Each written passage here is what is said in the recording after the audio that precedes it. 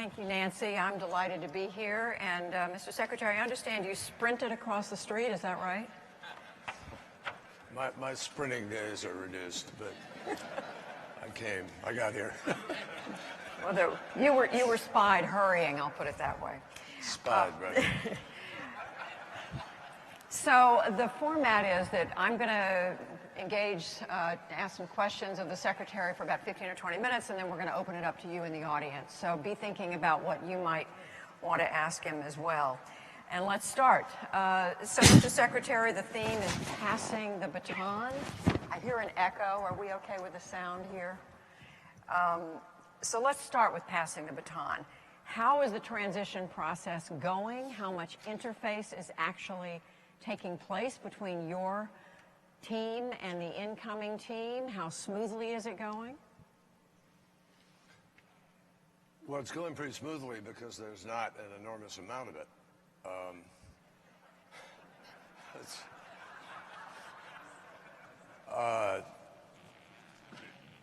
There are some people who've been in the building for a period of time, but quite candidly, I think there has not been a lot of high-level exchange at this point in time. I'm still expecting to meet with my successor at some point in the near term,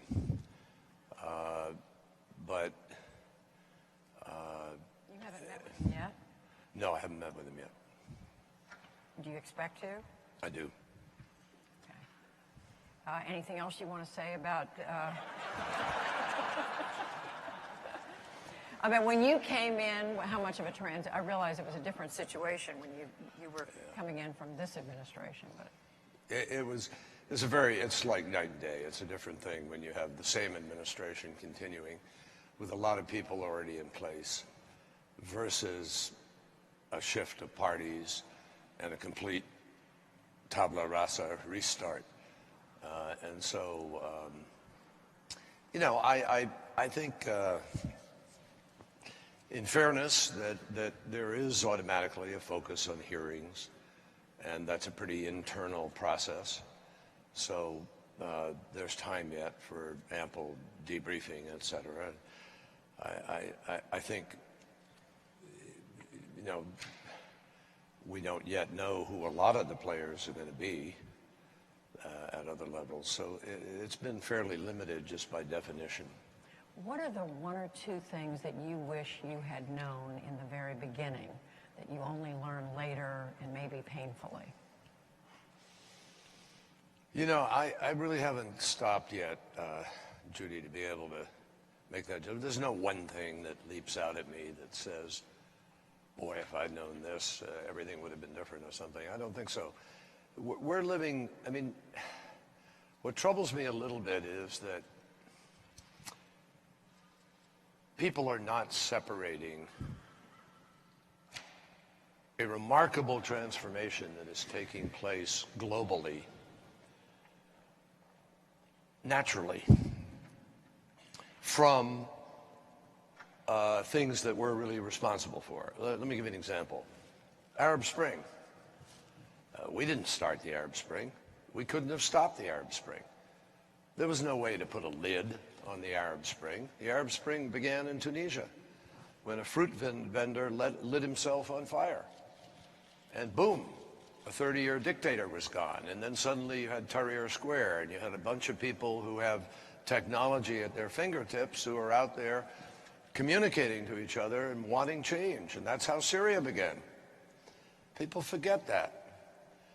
But as I listen to some of the revisionist commentary, they sort of say, well, the Obama administration didn't do this, or they didn't do that, or whatever.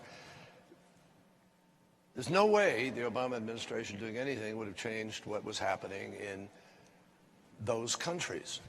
It happened spontaneously because of where those countries find themselves relative to modernity, to the global economies, to their own governance challenges, and to the centuries-old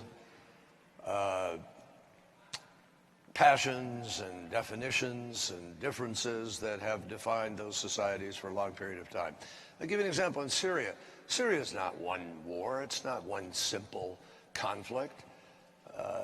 I mean, just follow every day what's happening between Russia and Iran with respect to Syria. But multiply that by Saudi Arabia versus Iran, and Iran versus Saudi Arabia. Iran concerns for the entire GCC. Kurds, Kurd aspirations. Kurds versus Erdogan. Erdogan's aspirations for Syria. Sunni versus Shia. People versus Assad. Israel, I mean, you have this, there are about 6 different wars that are taking place there. Some of them quite real, proximate proxy wars. And so we're living in a different world. People need to really grab onto that. The new administration needs to grab onto that. It is not a world like the world after World War II, where the United States was the only power left standing, fundamentally. And the economies of the world had to be rebuilt, and the United States stepped up and rebuilt them, to its great credit. And one of the best investments we ever made in the world was an investment that most Americans were against, called the Marshall Plan. Nobody said, wow, we ought to go help Japan that just attacked us at Pearl Harbor and we spent 4.5 years fighting a war to win. We should rebuild them, or we should do the same for Germany. But we did, and look at the value of what came out of that. So my point is simply, Judy, that I think personally that the United States is more engaged in more places, simultaneously dealing with more conflicts than at any time in American history, and I believe with consequence, with greater outcomes. Changing the policy to Cuba, helping Colombia be able to get to a peace after 50 years of war, working with Argentina and other countries to come in from the cold, dealing with North Korea, with China, working on the South China Sea, asserting the freedom of navigation rights in the region, and standing up simultaneously to bring Korea, Japan together to change the relationship. I mean, there are many, many things that are happening and have been happening that people don't take note of daily, but they're defining American interests. But if that's the case, then how come there is still so much focus on what people interpret as a missed opportunity in Syria? I wasn't necessarily going to bring up Syria. You did. No, you should. But let's talk about it, because I'm happy to have you bring it up. when the President Obama made the decision not to act after, as many expected he would after the Red Line incident, the perception is that the rest of the world came away believing the U.S. could not be relied on, was not a reliable leader in the world. That's a different picture from the picture you're painting. So let me take a moment. No, I'm not saying there aren't people who don't have some questions, and I'm not saying there aren't circumstances, particularly with respect to Syria. Syria is going to be debated, okay? I know it's going to be debated because I've been part of those debates for the last 4 years. And I've been on one side of some of that debate, and other people have been on other sides, and it's going to be debated. And you all are going to get a chance to sort of make a judgment as to whether or not something different might have been done at some point or another. That's fair, absolutely fair, and it's going to happen. And I think there are some things that might have been able to have been done. But that had nothing to do with the Red Line. And let's make that absolutely clear, folks. President Obama never retreated from his Red Line. He never changed his mind about his readiness to bomb Assad to make it clear you don't use chemical weapons. Never. There's a mythology that's grown up around this. David Cameron went to the Parliament on a Thursday and lost his vote in a democracy, in our special relationship partner. And so I remember being on a phone call with a bunch of Congress people, about 100 of them on a briefing phone call, and they were saying, well, you're going to come to us, aren't you? I mean, that's the Constitution, and we need to weigh in on this. It wasn't unanimous that everybody said that. There were a lot of people saying that. So what the president decided to do, Judy, was go to Congress to get their permission to do what Britain had denied the prime minister the right to do. And that's the best way, if you're going to use force, to go use it, is have the imprint of Congress supporting you. But, we had a debate, I remember, in the Situation Room. The vast majority of the people, it may have been one dissenter or two, felt that Congress was immediately going to quickly respond because it was so urgent. But it didn't. In the meantime, I was asked a question at a press conference in London, is there any way that Assad could avoid being bombed? And I said, yes. He could get all the chemical weapons out of the country.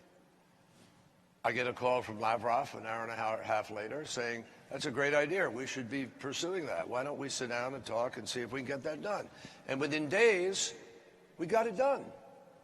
We actually sat together, negotiated the methodology, and I remember we sat there and said, now who's going to affect it? Who's going to do this? Oh, okay. Well, the logical person to do it, entity to do it, is the OPCW. So we plugged the OPCW in, and 4 months later, the OPCW won the Nobel Peace Prize for removing the weapons from Syria. Would it have been better to bomb them for 2 days and not get all the weapons out? And today those weapons would be in the hands of ISIL?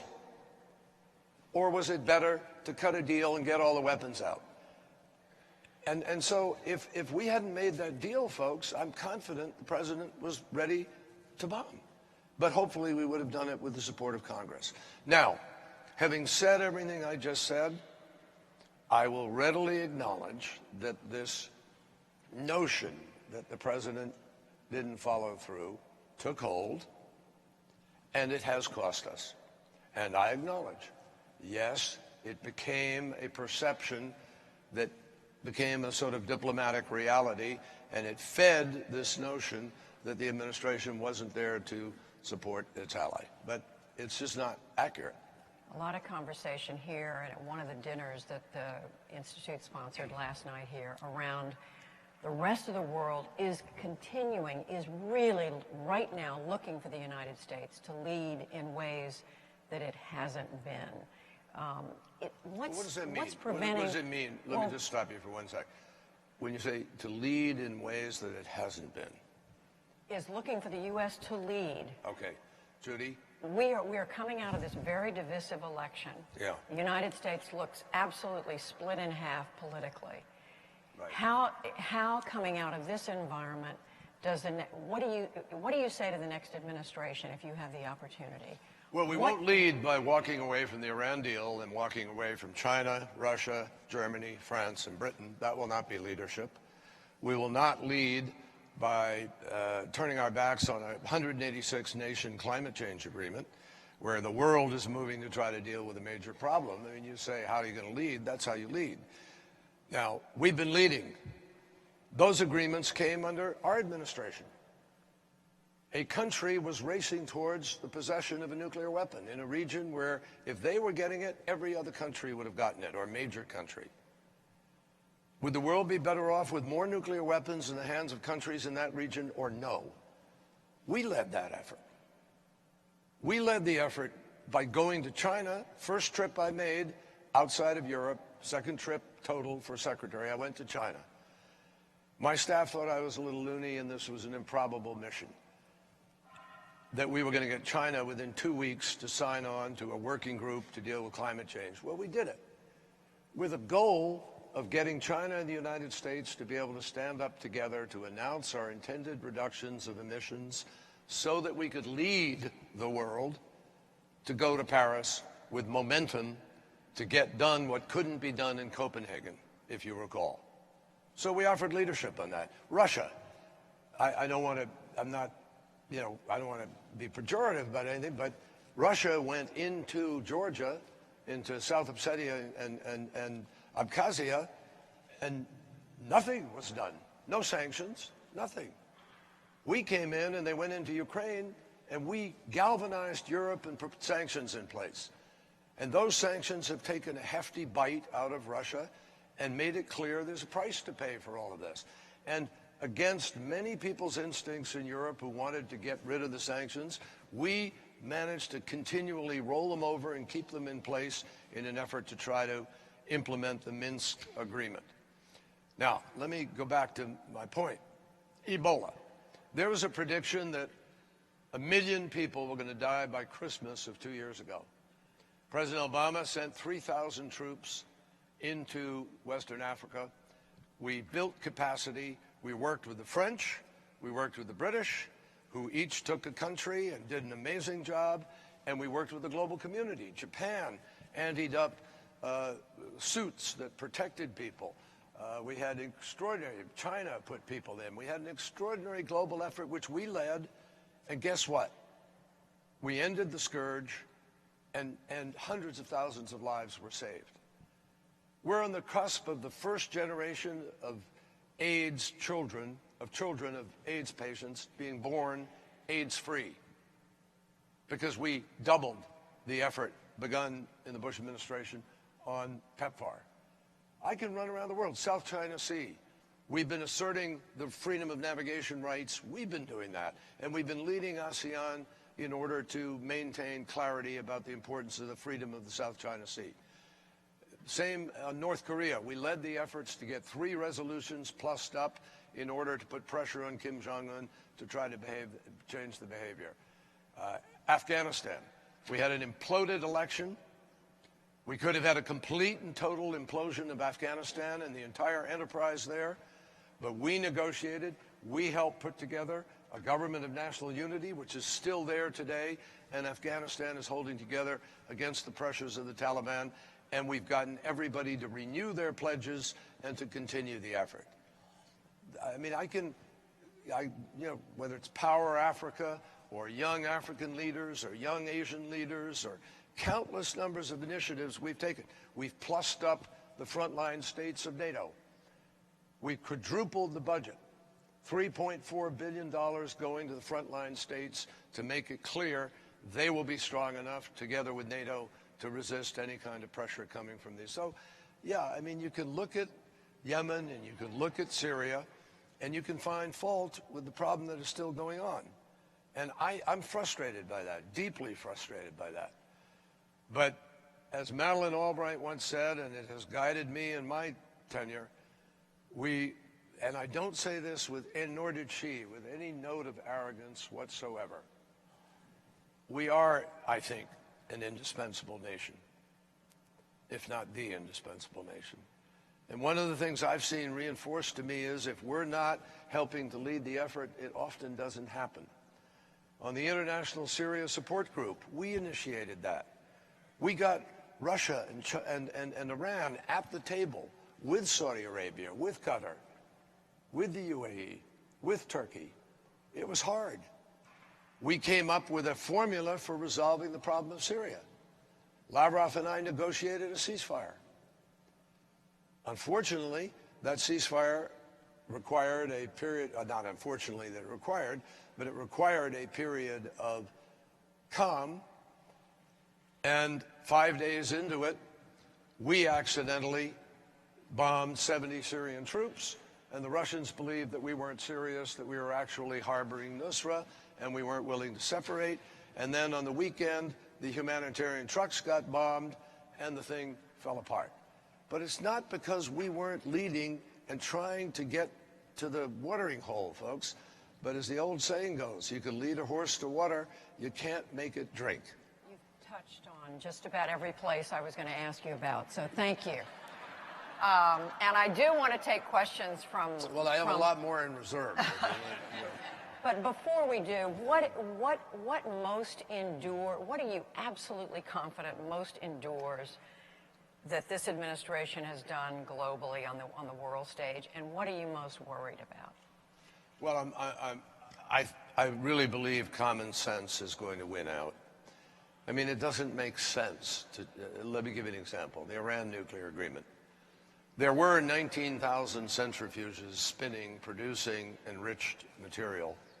Now there are 5,000, which is what is allowed. There was a 12,000 kilogram stockpile from which you could have made 10 to 12 bombs if you enriched it. Now there is a 300 kilogram stockpile, limited to 300 for the next 15 years, and it is physically impossible to build a bomb with 300 kilograms of material.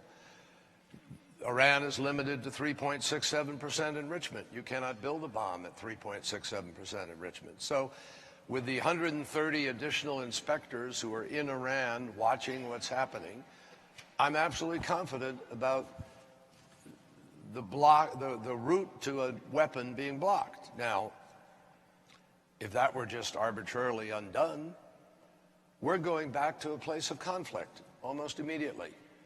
We'll also reduce our credibility in the world because I suspect the Russians and the Chinese and the French and the Germans and the British will just continue the deal. And we'll be sitting there outside with our credibility grossly damaged, and with Iran saying, well, we live by the agreement, but now the United States isn't willing to, so we're going to do what we're permitted to do. And then you're right back where you were, where we had pressures on us to go bomb Iran. Believe me, there were pressures. So it doesn't make sense. And I believe reason will win out. Same thing on the Paris Agreement, on climate change. I mean, look, I've been following the climate issue since 1980, whatever. And I've been to most of the conference of the parties, and I think I understand the science pretty well. Almost unanimously, scientists now know that human beings are causing the problem of climate change. Look at the storms in the West Coast today. Last year, we had $27 billion spent on storms. It's a huge increase over the past.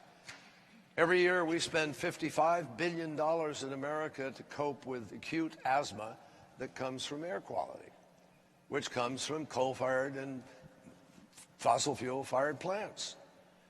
So from a health point of view, from a national security point of view, from an environmental point of view, from every bit of science that is coming at us, we need to deal with climate change. So again, I don't think that in the end people are going to move away from that because it's real and the rest of the world is moving towards it. And the bottom line is there are millions of jobs to be created in the transition to a clean energy, alternative energy society. And if we don't pursue it, I guarantee you China, India, other countries are going to pursue it, and they will pursue it to our detriment and loss economically and otherwise. Just quickly with China, what are you confident will endure and what are you worried may change? I think China, we proved that I think the climate thing will endure with China, absolutely. And I think that the management of this complicated relationship with China has been very effective. I think the Chinese would tell you that we have managed to cope with differences by understanding them, defining them, and putting them in a place, and making a conscious decision that we didn't want them to flare up into a conflict, while finding the things where we could cooperate most effectively, whether it's North Korea, where we incidentally think China could do more, or climate change, or development issues, or health issues, or other issues, the Iran nuclear agreement. By the way, China is being extremely helpful on the Iran nuclear agreement, helping to design the new plutonium reactor so it cannot produce weapons-grade plutonium, and they've assumed leadership role on that. I mean, this has been a new kind of partnership. And Russia, likewise. Even as we see this tension with Russia and obviously this horrendous invasion of our democratic process, we were able to cooperate with Russia in getting the chemical weapons out of Syria, on getting the Iran nuclear agreement done, on creating the largest marine protected area in the world in Antarctic, on dealing with the airlines emissions reductions agreement, on dealing with the Paris Agreement, on dealing with the Kigali Agreement on refrigerants. So we've actually found a way, even with Russia in the midst of this, conflict, to make progress. And that's an important message. Clearly a moment of great tension right now with Russia. All right, let's take questions from the audience. If you want to stand up, they're going to bring a microphone to you quickly and give me your name. Yes, sir, over here. Here, let's go here first.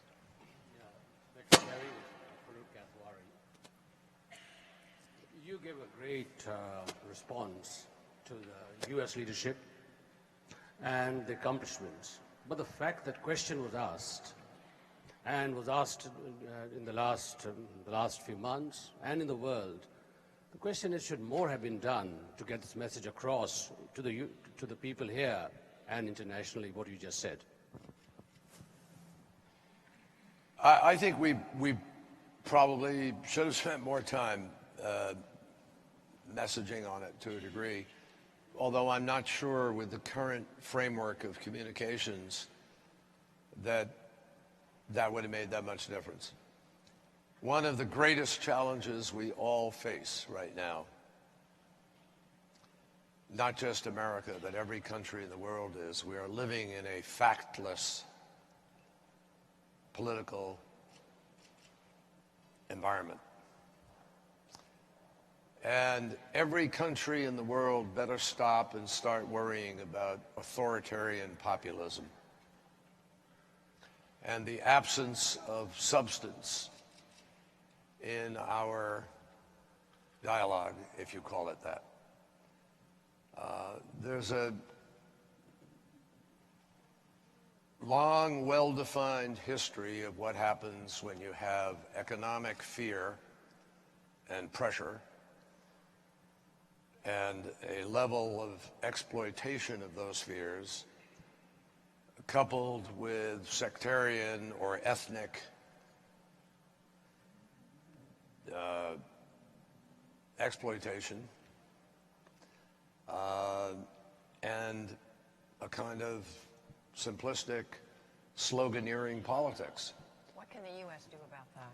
Well, we're going to have to fight for it. I think a lot of people are struggling with the what do you do about it. If policy is going to be made in 140 characters on Twitter, and every reasonable measurement of accountability is being bypassed and people don't care about it, we have a problem. And it's not just our problem here in the United States, it's all over the world. I mean, do you realize in the entire presidential campaign here in the United States of America, there wasn't one question asked about climate change? In 3 presidential debates and 1 vice presidential debate, not one question. Stunning. What are you going to do about the environment? What are you going to do about climate change? Not once. So this is a huge problem, folks, and we're all going to have to figure out how we are going to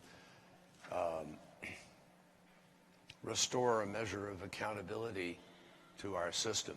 You think that can be done? I might add, I mean, you know, this whole issue of the norms of how we go through a nominating process. We have a whole bunch of hearings that are taking place without any, and I'm stepping beyond my bailiwick, but it's quite amazing to me when I think of the hoops I have to jump through with respect to papers submitted and documentation and tax returns and a whole bunch of things. Suddenly, that's gone poof, and it's not as important. So I think we have a lot of reckoning to do in our country in the next days and months, and I can assure you that when I'm out of this office, I'm going to spend time, along with a lot of others, trying to focus on it. You think a lot of people are getting a free pass coming in the incoming administration? Yes or no? Oh, I thought I got by that one.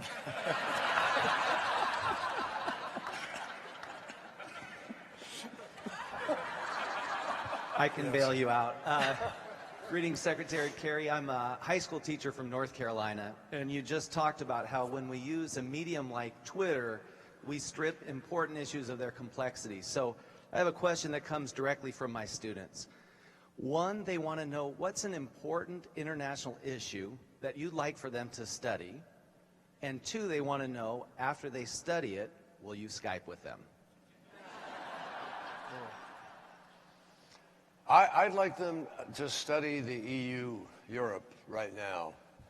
And I'd like them to study Brexit and how they think it works. And then I'd be delighted, because I'll no longer be secretary when I Skype with them. So, okay? So no, you will Skype, but no tweeting, is that right? I think they should do that. I mean, I think there are some big questions on the table, sort of, you know, China, Russia, spheres of influence is a big big question. Global governance. Failed states, increasing numbers of failing states, and corruption. Huge issue. And where is the accountability going to come from that, creates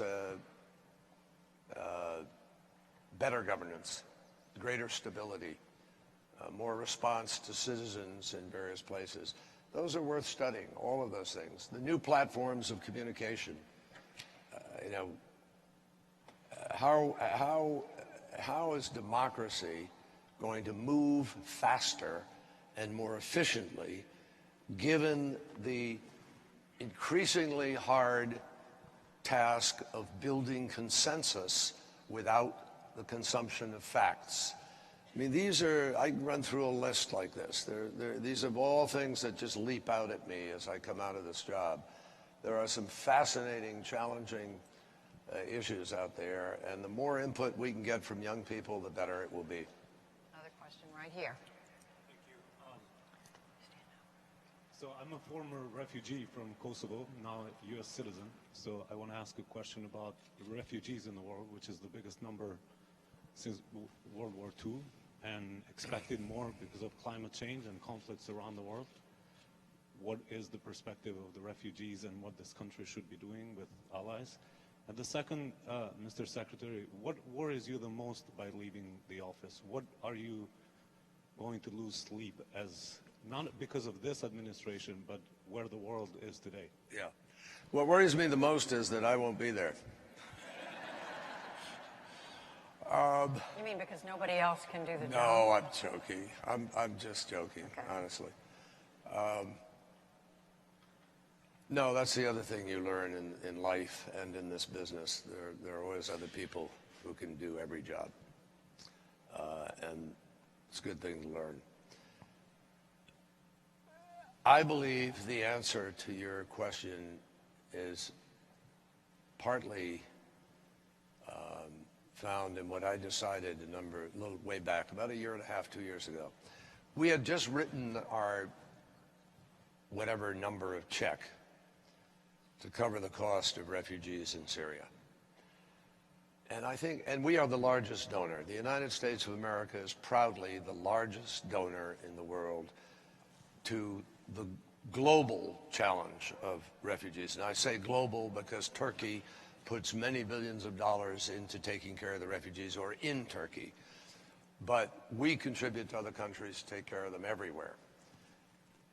And I just said to myself, this is crazy. We can keep writing checks, and we can keep more refugees pouring into Europe, and Europe is going to see its politics vastly altered by this. And so writing checks is not a solution. That's when I decided to try to put together the International Syria Support Group and bring people to the table and say we have got to end the war in Syria. And the solution to the problem of all these refugees, in my judgment, is a macro policy that we need to embrace, all of us, in the developed world and developing world even. Now, I'm going to step way out here. I believe we need urgently a new Marshall Plan, which is focused on the most critical states in the world in certain locations, particularly Middle East, North Africa, South Central Asia, where we have got to push back against a huge youth bulge. There are about 1.5 billion children in the world under the age of 15.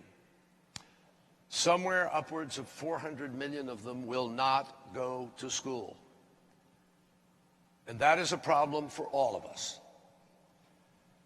I remember talking to one of my fellow foreign ministers in Northern Africa, I won't say which country, and I asked him, I said, you've got a pretty large Muslim population here. How do you manage it? Are you concerned about it? And he said to me, we're scared stiff about it. We're worried about it. I said, why? He said, well, the extremists pay money to grab these young kids, 13, 14, 15, and they separate them from their families and they indoctrinate them. And then once they're fully indoctrinated, they don't need to pay them anymore. They send them out to be the next recruiting wave. And they get the next wave. And he said they have a 35-year plan Then he said, we don't even have a 5-year plan. And that's the problem, folks. That if we have a whole bunch of countries in which a bunch of people are simply going to be left to the devices of people who have a very different mission from the rest of us, we're going to inherit that because of our role of leadership, because there are no borders, because we've seen already what happens with the internet and how you can proselytize and mobilize and inspire.